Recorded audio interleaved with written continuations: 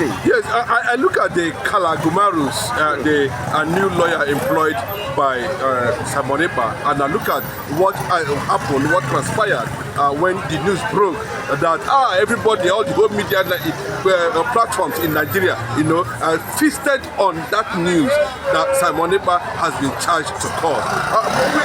All of a sudden, we discover that there's a kind of propaganda, hidden. There's something hidden behind it, and people are wondering how come Norway, Finland, who are reputed for a human rights record over the years, after they succeeded from Russia, they fought independence too. They know what it's like. So they are in the same page. Yes, you understand. So and they are not seen as a country that abuse human rights, whatever, irrespective of whoever, But to talk about, a Finnish Biafran citizen, Simon Ekpa, being whether he's arrested, whether he's in custody, whether there's a compromise or a kind of thing that's being diplomatically being played out in Finland concerning Finnish government, Nigerian government, and of course Simon Ekpa himself. Even let me tell you, as I'm talking to you, Simon Ekpa is a member of the ruling political party in Finland.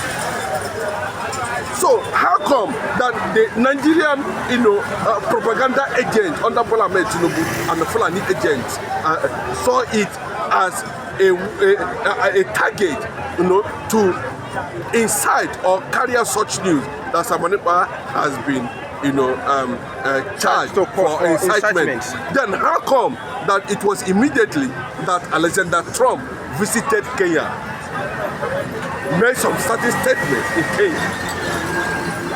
On his way back, the news broke, and we know what transpired about Mazen Nnamdi Kanu in Kenya. Now the question is, how did this news came about when we know that Simon Ekpa, is still trying to get to the level of diplomatic negotiation with whatever that transpired in Finland? Ngozi Okonjo-Iweala is still there. Where we witness, Trump keep on appointing Biafran lobbies, American Biafran lobbies, into his cabinet. So it gives us a lot of wonder, what is actually happening and what is the motive of Nigeria, propagating such.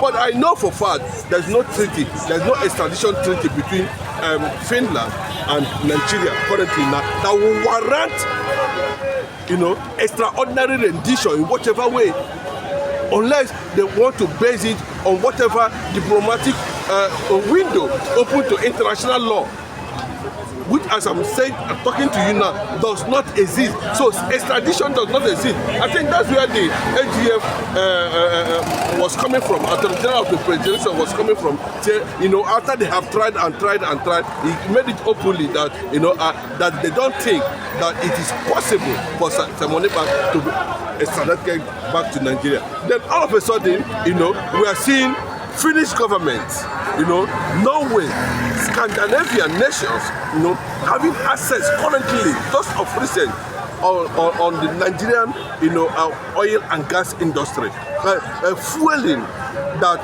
there might be some kind of compromise between the Finnish government and the Nigerian government, all targeted as someone who is a Finnish Biafran citizen, agitating, asking for justice, of which Finnish government themselves went through the same thing, the same process until they were freed, from the hands, from the tyrannical government of Russia as at that time.